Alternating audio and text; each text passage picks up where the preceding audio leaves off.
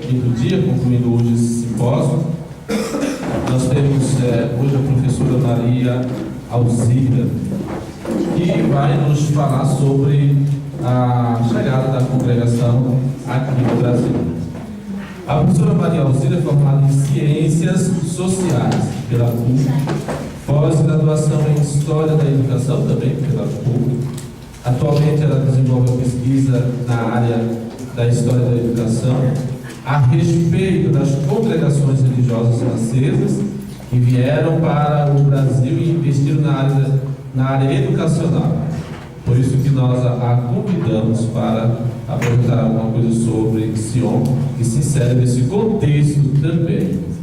A professora leciona ainda Sociologia no Colégio Nossa Senhora de Sion, em Higienópolis das Irmãs de Sion.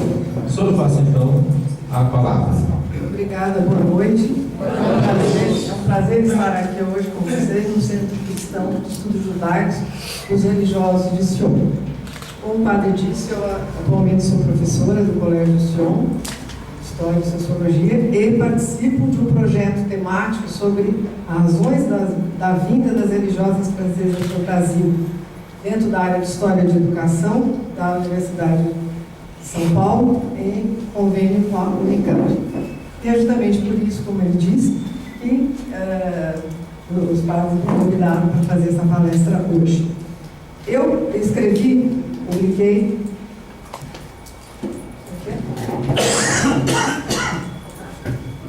publiquei um livro.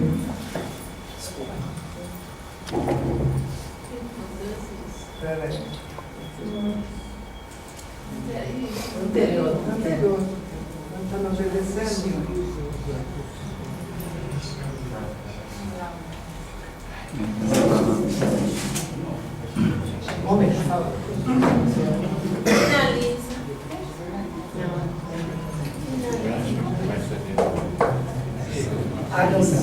Então, em 2007 eu publiquei esse livro, Luzes e Sombras, que é um livro que é especializado na educação feminina na França e no Brasil, nos meados do século XIX até os meados do século XX, que foi muito semelhante.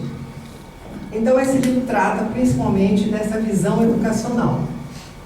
Por que Luzes e Sombras? Porque as mulheres, as jovens, pela primeira vez, elas tiveram acesso à educação graças à contribuição das religiosas, que abriram colégios na França e no Brasil.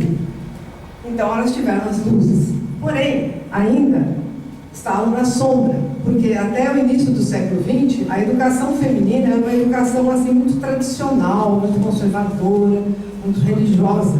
Enquanto que os meninos, por sua vez, tinham uma educação mais liberal, mais profissional, eram preparados para a vida política.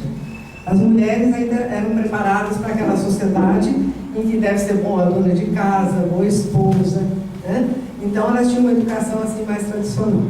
Paralelamente, eu faço um estudo da situação política na França que favoreceu a saída das irmãs, dos padres, para outros países. Parte desse livro foi publicada na revista francesa Chrétien et Société, na Universidade de Lyon. Está certo agora. Atualmente eu estou lançando um livro maior, a pedido da direção do Colégio Sion de São Paulo, que me pediu um livro sobre a história do Colégio Sion. Ao fazer a história do Colégio Sion, eu acabei fazendo a história também da congregação Nossa Senhora de Sion. E isso me fez, então, e as origens, semelhante ao meu livro, mas mais profundo, da educação das jovens na Belle Époque, tanto na França como no Brasil. Então, o livro, inclusive, vai ser lançado em fevereiro, e eu aí vou avisar para o lançamento, coisa e tal, que se chama Sion, da Belle Époque aos nossos dias. Também participei do congresso em Portugal de ordens e congregações religiosas, onde eu expus a minha monografia sobre as razões que trouxeram as religiosas francesas para o Brasil nesse mesmo período.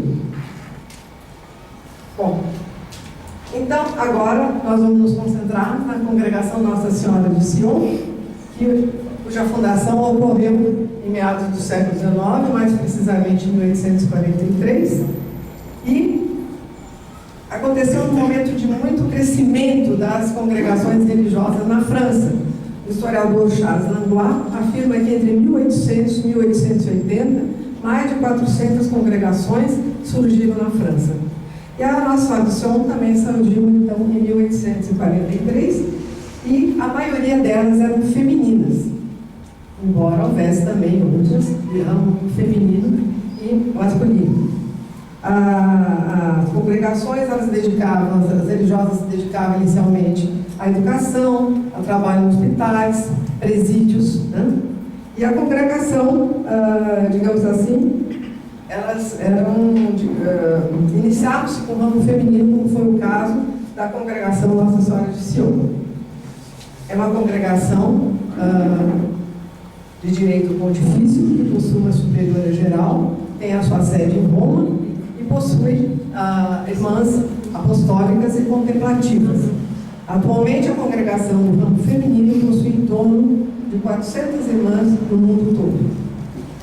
A congregação masculina foi fundada posteriormente, uns 10 anos depois, com o nome Sociedade dos Padres Missionários de Notre-Dame de Sion, que viviam em comunidade, dedicados a diferentes ministérios e principalmente nas casas, como capelões das irmãs Nossa Senhora de Sion, e se ocupando de um apostolado junto aos judeus. Aí tem uma citação do carisma, né, da congregação Nossa Senhora de Sion. Aqui nós temos conhecidos fundadores da congregação, em português, Padre Teodoro Ratisbonne, com adesão posterior do seu irmão, Padre Afonso Ratisbonne. Esses fundadores escolheram Maria, Nossa Senhora, como a Notre-Dame, porque Maria, filha de Sion.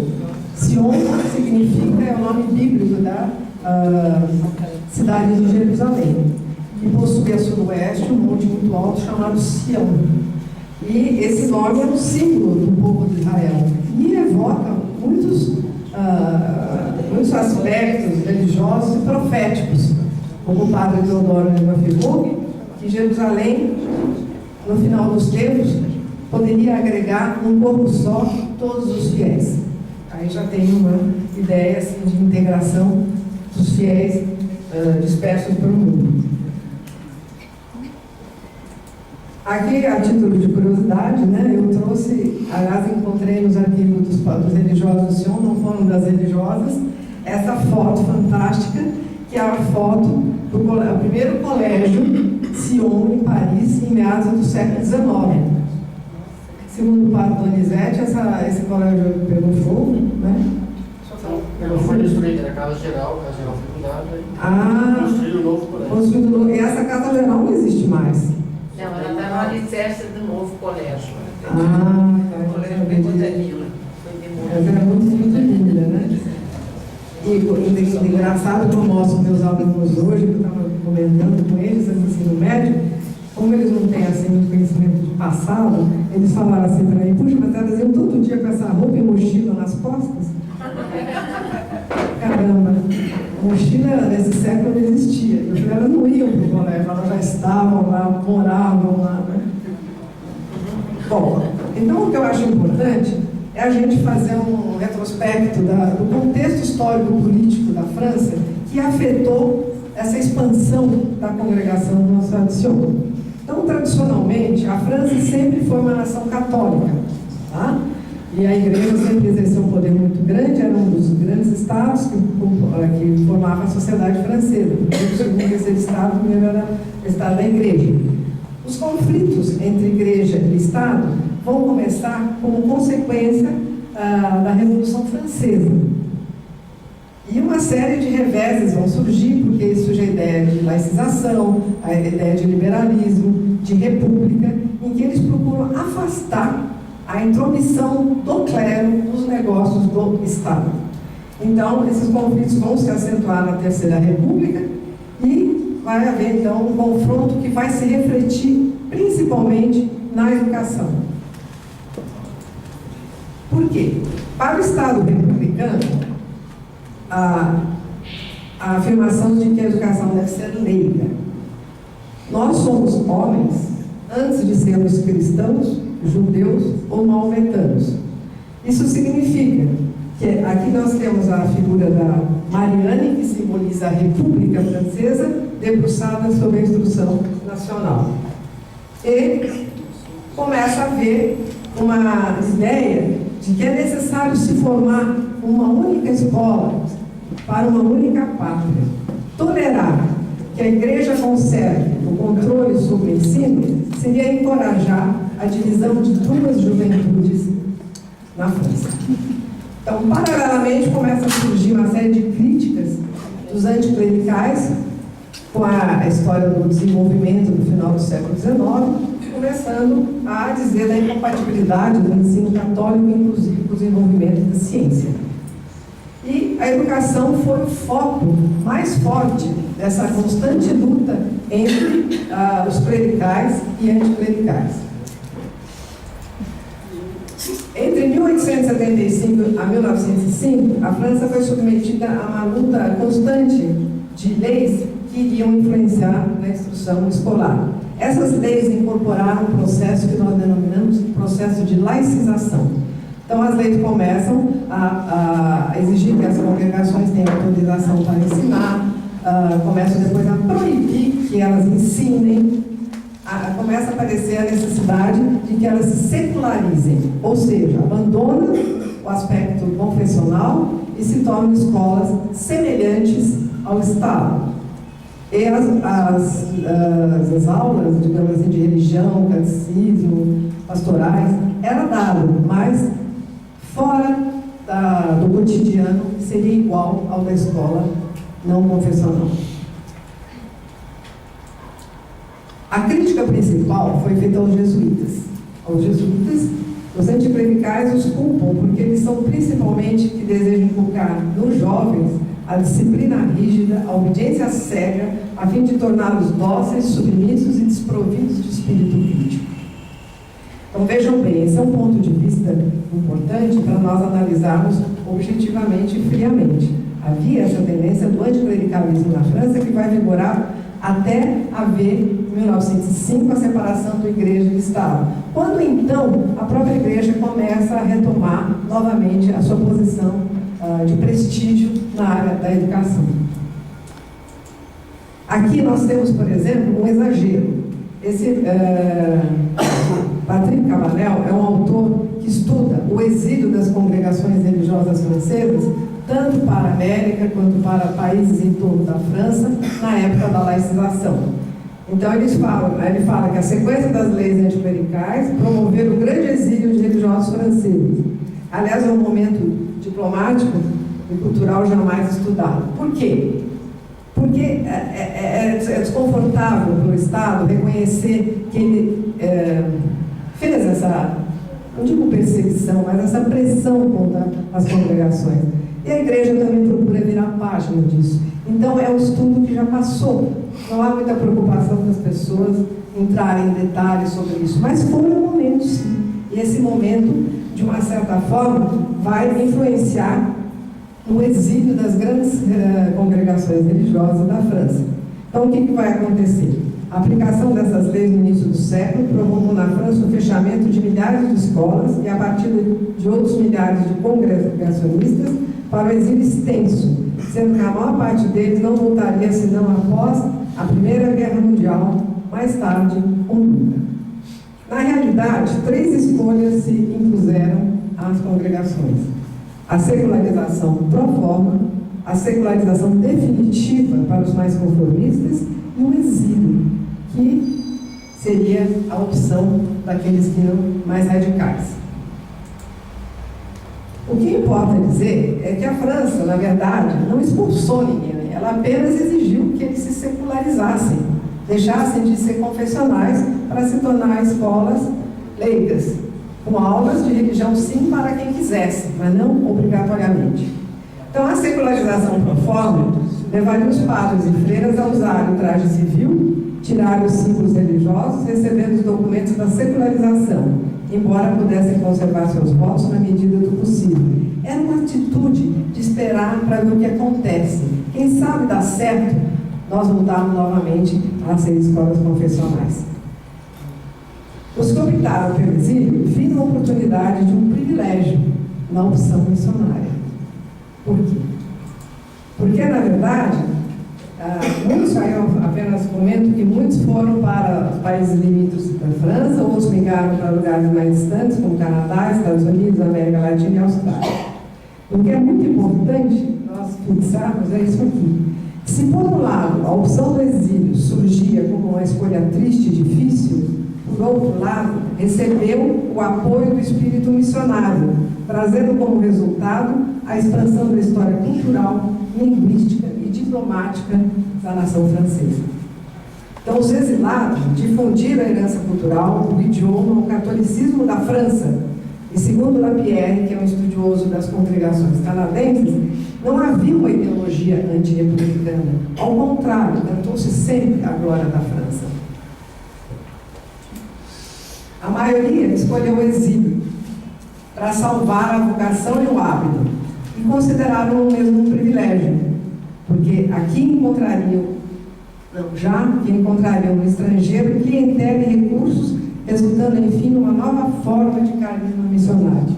Deu certo, não é? Deu muito certo. Então, vieram para cá congregações religiosas francesas, italianas, espanholas. E não foi um processo que ocorreu apenas na França, ocorreu também em outros países, Portugal, Espanha, esse processo anticlerical que favoreceu. Não digo que eles vieram só por causa disso, vieram a convite das elites regionais, vieram porque a própria igreja, num desejo assim de expansão da fé católica, também promovia essas missões, mesmo porque as missionárias já existiam desde o século XVI. Não foi, eu me refiro apenas ao movimento específico do século XIX. Esses são mais detalhes que uma aula que eu já dei, que mostram mais ou menos que não foi uma questão francesa. E tem os números, né, dos padres que foram para o Canadá, as religiosas que foram para a Grã-Bretanha, os irmãos maristas, apenas uma tabela ilustrativa. Então, as primeiras ordens chegaram no Brasil a partir de 1820, com os lazaristas franceses, que foram para o Colégio do Carrasco, em Minas Gerais. Em seguida chegaram as irmãs de São Vicente de Paulo, eu acho que é em 1849, que fundaram o Colégio Providência e Mariana. Foi o primeiro colégio confessional feminino do Brasil. As irmãs de São José de Xamiri chegaram em 1851, seguidas pelos jesuítas e salesianos. As irmãs de Notre Dame chegaram em 1888. E também foram para vários lugares, até por Inés e China. O que importa é que o exílio acabou tendo uma característica criativa do estabelecimento de províncias católicas, principalmente nas Américas. E aí, então, aí também são dados ilustrativos, apenas para dizer que após a lei de 1905, a escola congregacionista passou a ser chamada escola livre.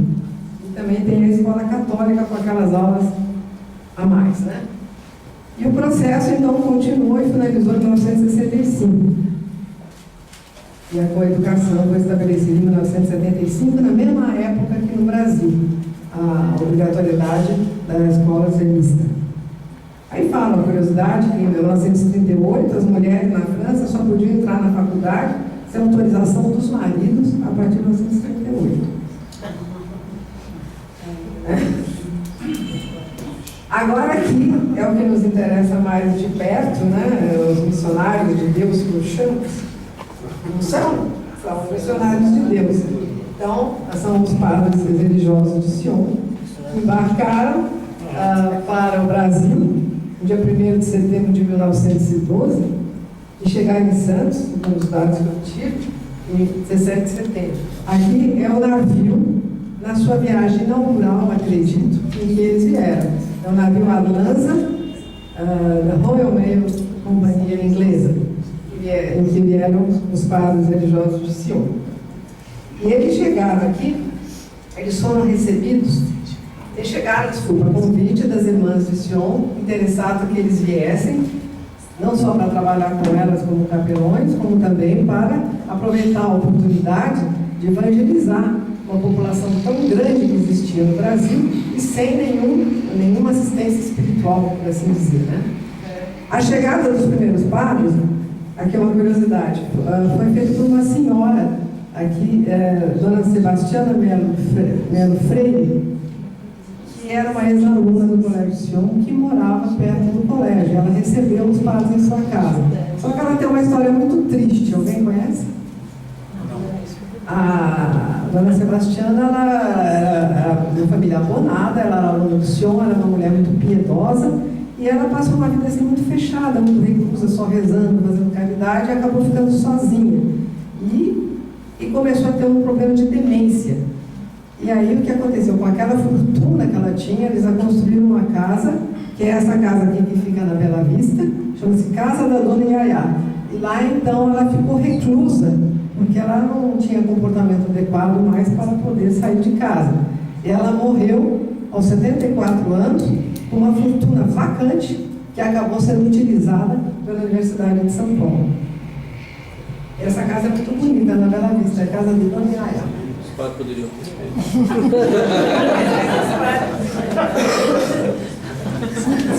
Aí eu destaquei os padres, os primeiros que vieram, por favor, senhor Gorley, Padre Gelê, que foi assim pioneiro, veio para o Brasil, acabou voltando só para Paris, depois dos 88 anos de idade, quando lá morreu.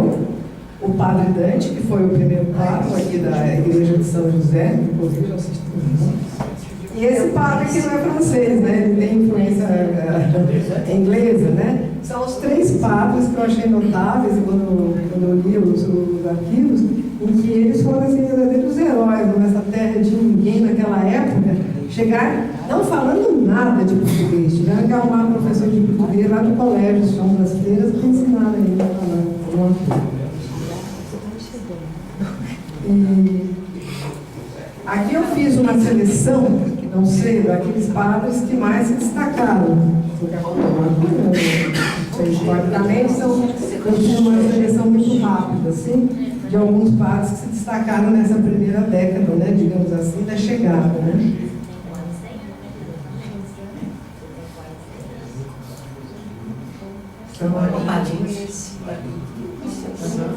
Esse é o Padre Pellegrini, Padre Valim, o Padre Dante. O Padre Congelo. Bom, o importante é que os padres, quando aqui vieram,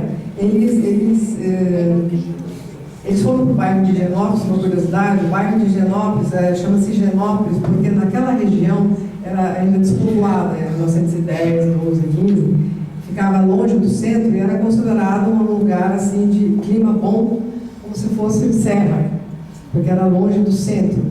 E lá havia até um sanatório. Esse sanatório que foi uma das casas que foram posteriormente derrubadas e depois nesse mesmo local se construiu o Colégio Nossa Senhora de Sion. E Genópolis vem então desse termo Sion. O que mais? Curiosidade aqui. É interessante dizer, Maria Elcira, que esse padre aí, Valim, tinha irmãs religiosas de Sion. Ah, é? É. 2 irmãs. A família de A Ana e a Catarina Valim. Mas elas estavam na Europa e depois já idosas que elas foram transferidas para cá, para o Brasil. E ela veio. E era estrangeira. Agora, aqui.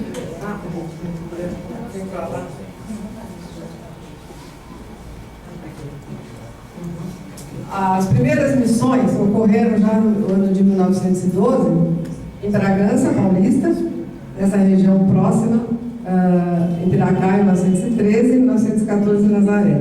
O que é muito interessante é ler as cartas que tem nesses arquivos dos padres de Sion, em que mostram as dificuldades reais que eles enfrentaram, assim, dificuldades digamos, de privação de conforto, de intempéries. Eles eram recebidos nas fazendas e tinham precárias condições de habitação para poder fazer a sua missão de evangelização.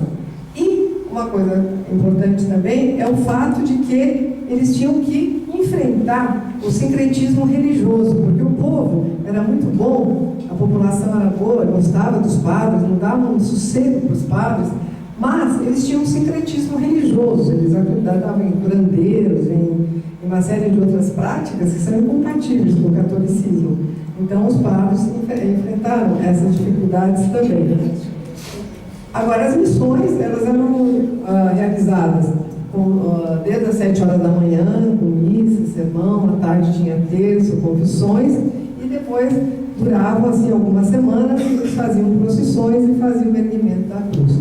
Então foi um período assim, bastante interessante essa da chegada dos padres nessas primeiras missões. Aqui eu coloquei o início da primeira estabilização dos padres, porque as tentativas de se estabelecer, por exemplo, em Bragança ou em Rio Preto, foram tentativas assim, dificultadas pelas arquidioceses, certo? Do local que às vezes concorriam com os padres. Não sei, às vezes havia concorrência política, etc. Então, na verdade, foi no Cambuci que eles começaram a se estabelecer. E o Cambuci era uma paróquia assim, muito grande, porque ela abrangia vários bairros, né? A Vila Mariana, a Poça da Saúde, Piranga, era uma paróquia de 35 mil habitantes. Depois, elas tornariam-se independentes e acabou finalizando a presença dos padres na paróquia de Piranga. Certo? Aqui nós temos uma foto interessante, que é a construção da igreja de São José.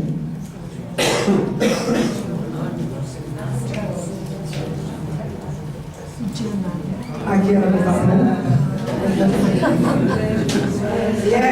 Eu sei que ela é famosíssima pelos casamentos, né?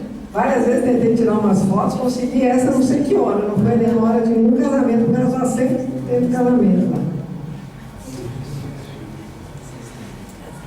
O interior da igreja é muito lindo, e ele é um interior assim, bem decorado, e parece que uma curiosidade é de qualquer lugar que se encontra, se vê o centro da nave da igreja, na frente do altar. Eu vi isso. Além disso, os padres mantêm uma série de obras sociais, né, que começou o Seminário de São Sebastião, em 1946, a aquisição do seminário, em Guarulhos, no Estado de 1943, e no Paraná, a localidade de Castro. Está certo isso?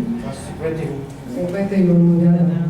E atualmente está presente de uma maneira muito vigorosa em Israel, né? Brasil, e também a sede em Paris.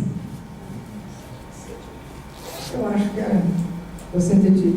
E aí eu apenas comentei de maneira geral, né? A série do que eles praticam, né? Os centros cristãos religiosos na Nossa de Sion possuem várias comunidades no Brasil, atendendo aos engajamentos pastorais nas paróquias e no mundo escolar. E seguindo o carisma específico da congregação, eles abriram o Centro Cristão de Estudos Judaicos em São Paulo. Além disso, possuem uma comunidade em Paris, onde chegam particularmente os religiosos mais jovens, aprimorando-se em estudos teológicos e judaicos. Em Israel, esses missionários de Deus possuem também um lugar privilegiado, onde se dedicam aos estudos judaicos e principalmente às relações com o povo judaico. Missionários de Deus, eu aqui estou falando bastante. E é isso aí. E nós, então, hoje encerramos o simpósio, por assim dizer, comemorando 100 anos da presença dos religiosos brasileiros. É isso.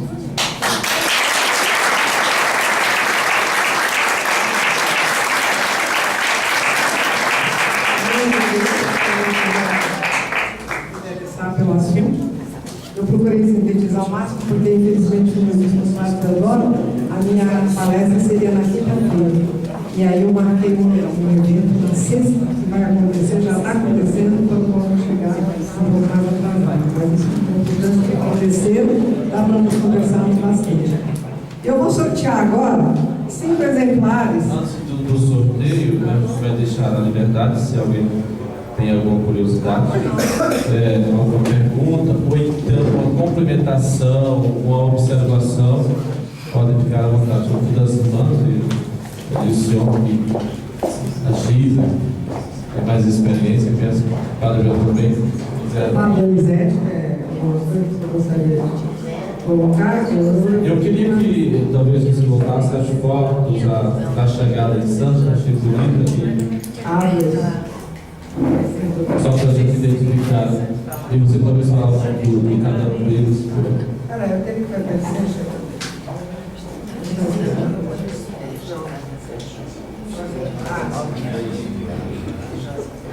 É aqui, né? Acho que é bom falar isso. A chegada do navio lá, não é? Sim, tá bem.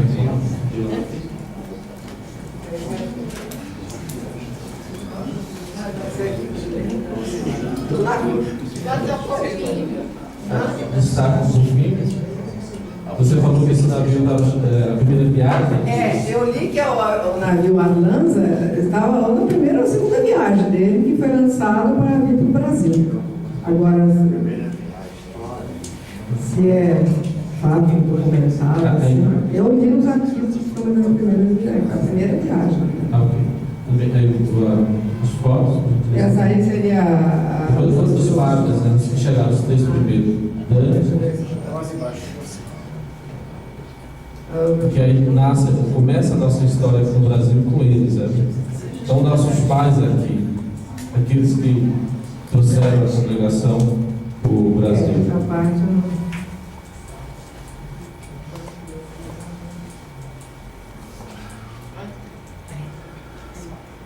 Depois disso daí.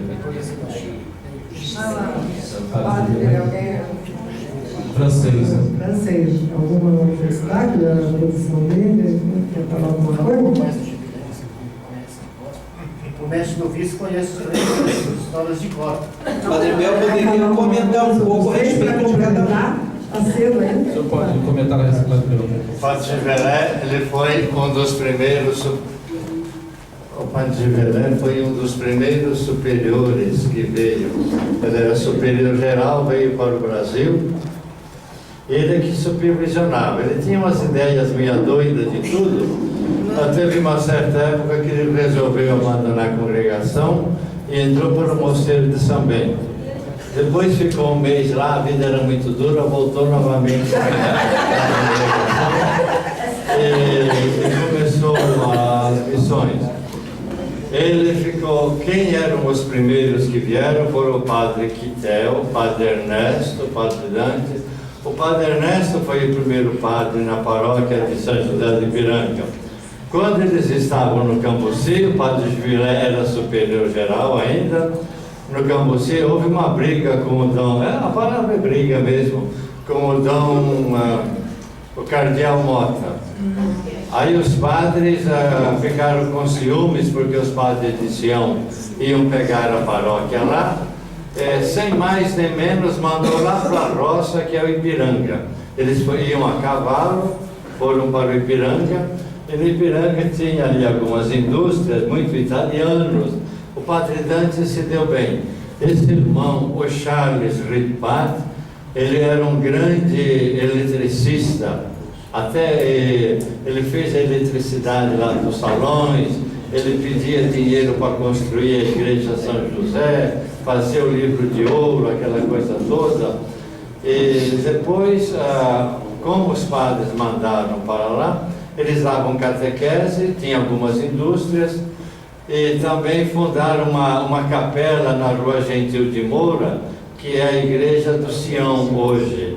O padre Decondé, não o Roger, o Padre Decondé, que chamou as irmãs lá da creche Catarina Labouré lá para São Paulo, ele dava catequese lá na Gentil de Moura, e assim foi o começo. Um começo bem difícil. O Padre Golsão, o Padre Decondé é que vai chamar as irmãs da Catarina Labouré. daí mais longe. O Padre Dante. O Padre Dante vai vir bem depois como pároco, e ele vai fundar uma escola, a Escola São José, visando os operários. Ele achava que era um campo vocacional e precisava dar cultura também para o povo. Ele começa a Escola São José e fica com a diretora, Dona Maria de Felice, que fica mais ou menos exagerado, mas uns 60 anos de diretora. Se não foi 60, foi uns 40 e pouco.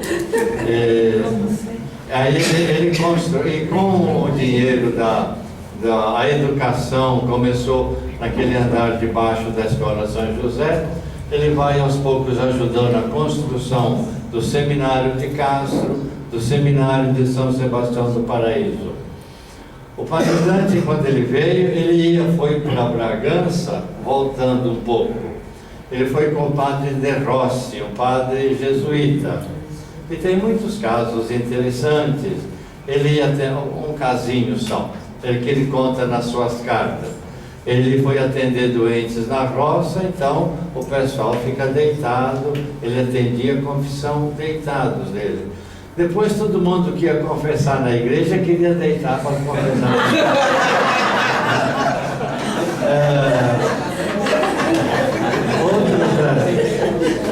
Outros casos também que ele ficava horrorizado, tanto o Padre Quitel como o Padre Dante, ir para a roça e ver os costumes do interior, aquelas mães pobres que mastigavam a comida, tiravam da boca e davam para o filho e queria dar para o padre também. Isso para dizer da dificuldade da psicologia de europeus com os brasileiros, a adaptação, mal falando português, atendendo o pessoal com aquelas procissões enormes no meio do mato e se adaptando ao povo para tentar fundar, se estabelecer em um certo lugar. Aí caminharam por vários lugares, sofreram bastante. A irmã Judite queria falar alguma coisa? Só que eu queria voltar um pouquinho para a presença das religiosas.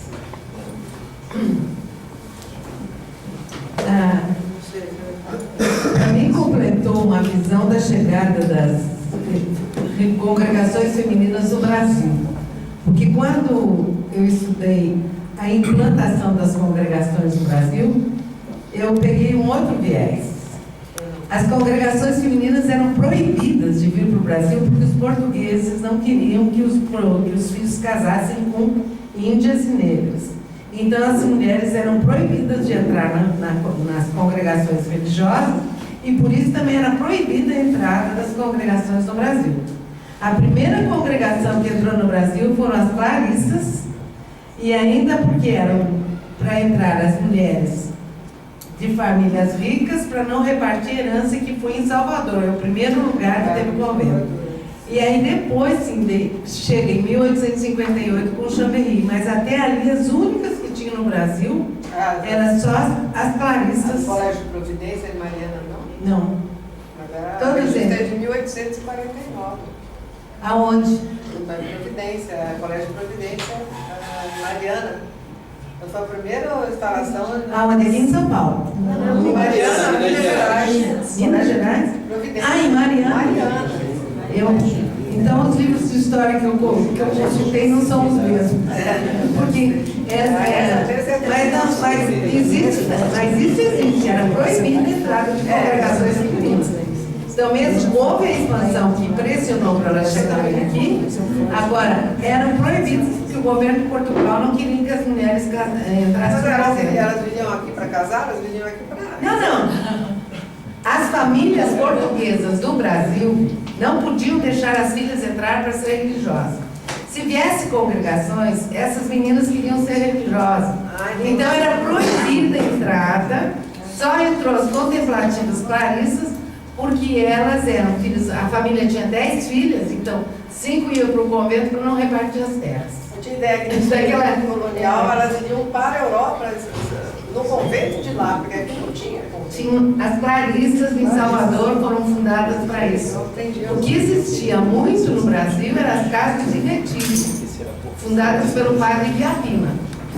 As mulheres que queriam se consagrar a Deus, elas iam para as casas de retiro, que eram feitas pelo... Elas não podiam. A vida religiosa feminina não era permitida no Brasil durante a época colonial. Tudo bem. Alguém mais? Você quer fazer? Quer responder? Você quer comentar? Eu aprendi agora, mas era a época religiosa, isso aqui é mais na época do Império, né? Mas lá no Brasil não deve ter sido tristeza, né? Não sei como. A nossa época é de 1888 e 1900. Exatamente, já é no final do século XIX. Depois a educação francesa, né? Eu queria só misturar um pouco com a exposição do Olivier Rota na segunda-feira, ver se ele estava ausente. Era eu no lugar dele. O início de 1905, como foi apresentado, lei de separação da Igreja e do Estado na França, entre aspas, os melhores foram para lugares mais perto, os nossos foram para a Bélgica, para começar a Louvain. Os melhores, quer dizer, a data, aqueles que sobraram também, depois de tantos conflitos. Nós perdemos, como eu disse, estou repetindo, muitos membros na guerra de 14. E quem vem para o Brasil, entre aspas, são os estrangeiros. Só o Givilé é francês, o Dante é italiano e o Or é de origem inglesa e irlandesa. Imaginem 3 estrangeiros, nem entre eles se entendem e vêm, como dizia o Padre Bel, vão lá para o interior, meio do mato. Olha o resultado. Um outro ponto é justamente, muitos perguntam, e já me perguntaram muitas vezes, por que o Brasil, por que neste momento? Justamente com a separação, não tinha como ficar na França. Quem é mais corajoso ia para mais longe. Esses 3 primeiros, por outro lado, tem uma dimensão, eu diria, da tradição que é importante. O Givilé tinha sido superior-geral, quer dizer, de uma certa maneira, dos 3, é aquele que carrega mais a congregação nas costas, porque conhece, tinha uma responsabilidade maior. E chegando no Brasil, quem vai dar continuidade, que vai ser a grande figura, é o italiano, é o Padre Dante. Só isso. Mais alguma pergunta? Então, a senhora pode fazer o sorteio então, dos seus livros. Então, nós... E após o tempo certo.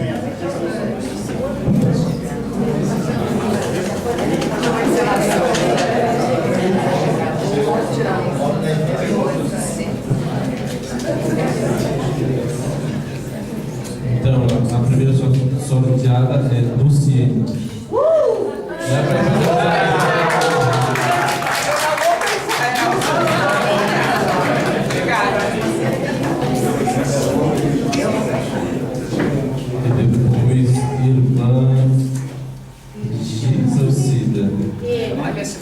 Irmã Cida,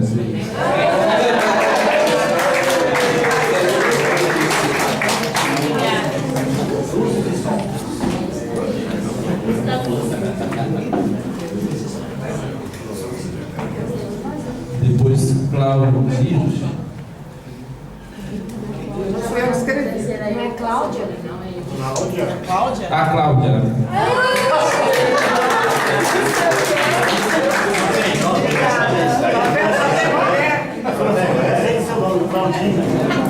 Depois a próxima é Marta.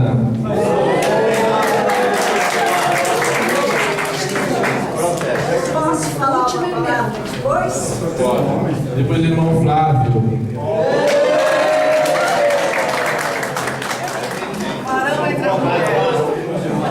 Não salvou a pátria. Vamos ouvir só a palavra da Marta e já encerramos após a palavra da Marta. Então eu gostaria de registrar. Eu gostaria de registrar o início do apostolado de Nossa Senhora de Sion, que é um apostolado leigo. Então, nós começamos esse trabalho sob a inspiração de Nossa Senhora de Sion, Começamos aqui no Ipiranga, alguns membros, depois nós ampliamos, sempre com a aprovação dos padres de Sion, né? Começamos também em Mauá, em Arujá, agora em Castro, começaram também em Jundiaí e agora também com a Força Jovem, o apostolado jovem. E não sei se as irmãs sabem, mas nós rezamos toda quinta-feira na adoração e no rosário para toda a congregação. O nosso ponto forte é a oração e estamos também tentando a ação com os seminaristas.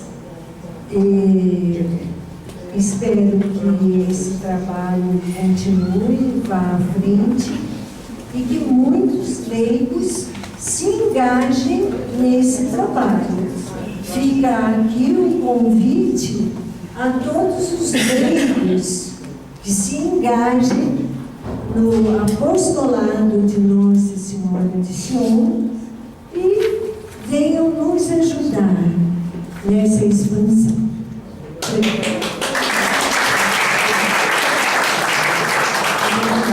Eu também tenho conhecimento da Associação das Mães Cristãs. Essa Associação das Mães Cristãs nasceu na França e hoje, em São Paulo, elas se reúnem sempre no Colégio Nacional de Sion e toda a missa de toda primeira sexta-feira elas participam da missa e fazem uma série de obras de caridade, etc. A Associação das Mães Cristãs em Sion. Se a gente pesquisar, ainda vai achar muita coisa, né? Eu queria falar mais de história, então... Muito bem, nós terminamos por aqui o nosso simpósio. A ideia de fazer esse simpósio era de mostrar e comemorar de uma outra forma o centenário de Sion aqui no Brasil, sobretudo lembrando aquilo que nós fazemos no específico de Sion, que é o trabalho diário com o judaísmo, a meditação constante das escrituras a partir da tradição de Israel, e mostrar as raízes judaicas do nosso cristianismo. Esse é o local onde nós fazemos isso. As nossas inscrições já estão abertas para o ano de 2013. Quero aproveitar para agradecer então a apresentadora, a professora Maria Alzira. Muito obrigado pelo trabalho que a senhora teve de preparar e apresentar para nós a história da nossa chegada aqui no Brasil. Agradecer às irmãs de Sion que participaram assiduamente durante essa semana, o Padre Bel, nosso mestre novício, superior geral, que sempre esteve presente, o Padre Donizete. Agradecer o pessoal do Mogi, que também foi uma presença assídua durante toda a semana, praticamente, com a presença do superior Padre Gilmar, o pessoal da comunidade do Ipiranga, a diretora Laís, ela já estava apresentando aqui o dedo, mostrando o dedo para dizer que a senhora diretora Laís do Colégio Sion de Arujá, e a Cláudia, que trabalha também no RH. Agradecemos também a coordenadora Lourdes e a nossa auxiliar de administração, Adriana, que também esteve presente. Enfim, todos vocês, os alunos que continuam estudando e aqueles que já passaram por aqui, sempre voltam. Muito obrigado pela presença e todos são convidados a terminar solenemente participando de um coquetel lá embaixo, na beira da piscina.